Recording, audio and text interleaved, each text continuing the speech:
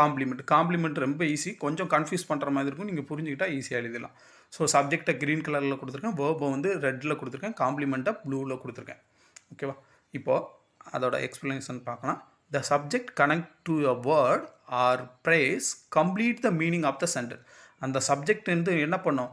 ஒரு வேர்டை கனெக்ட் பண்ணும், இல்லைனா ஒரு ப்ரேஸை என்ன பண்ணும்? கம்ப்ளீட் மீனிங் கொடுக்கும். அந்த சென்டென்ஸுக்கு கம்ப்ளீட் மீனிங் கொடுக்கும். அதுதான் கீவேர்ட்ஸ் வந்து பார்க்கலாம். These follow linking verbs. இந்த வேர்பெல்லாம் is, are, was, seem, become and remain or describe the subject.